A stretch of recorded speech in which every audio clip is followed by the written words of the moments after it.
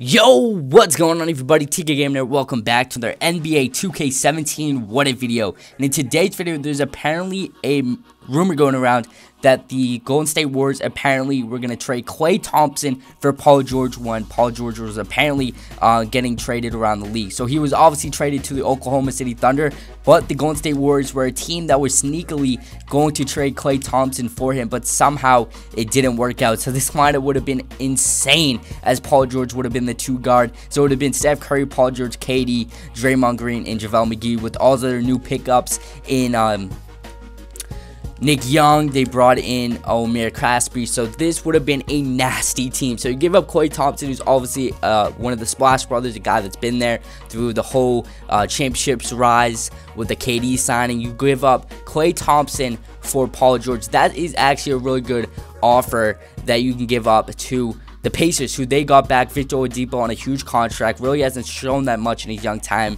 and you gave up Klay Thompson for Paul George. I think the Pacers would definitely have accepted that deal, and I think the Golden State Warriors would have got better. They get another great defender on their team. You get a better scorer, definitely not a better shooter in Paul George, but you definitely get a better shooter, better scorer. Paul George is an ISO man. He can get his points when he wants to. You could run so many different lineups with that team. You got a guy in Paul George that can give you 20 a night.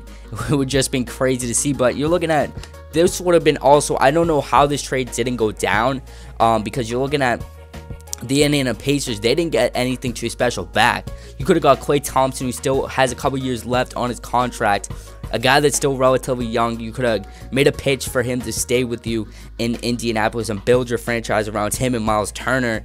I don't get why you don't accept that deal. It might be just a rumor going around that this did happen, but I'm pretty sure that the Warriors did decide that they're going to trade Klay Thompson for Paul George, but for some reason Indiana wasn't going through, or Golden State might not have gone through. But if I was Indiana and that trade comes up, I'm definitely accepting him, because you got Klay Thompson, who's never had his own team, a guy that's never been able to really have his own team, put up big numbers, because he puts up big numbers now, but you've never seen what he could be like if he was the face of a franchise, because obviously he's got KD, he's got Draymond, he's got Steph. So you got so many guys that really Klay Thompson can't really show if he was the face of a franchise how many points he'd put up, and he could be a MVP caliber player if he had his own franchise. I really feel like that, because he's one of the best two-way shooting guards in the NBA. He's obviously one of the best scorers. He scored 60 in a game last year.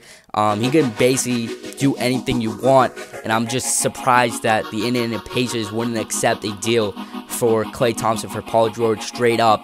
You're getting a pure superstar in Klay Thompson. You get rid of his, I don't know, you could go either way. You could either want Paul George, some people might think Paul George is better than Klay, but there's an argument to be made that Klay could be better than Paul George, one of the best two-way players in the NBA. But you get the Golden State Warriors, if they've done this deal, it just makes them better. It definitely makes them better in some cases.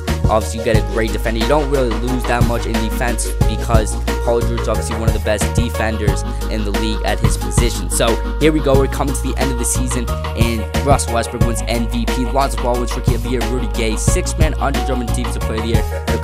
Nikola Jokic wins Most Improved, and Mike D'Antoni wins Coach of the Year. So all NBA teams, Kevin Durant makes All-NBA second team, and no one in All-NBA third team. So taking a look at the standings, we did finish first, 64-18 record, and pretty good record. 2 games behind the score, the Houston Rockets, obviously with Chris Paul, James Harden.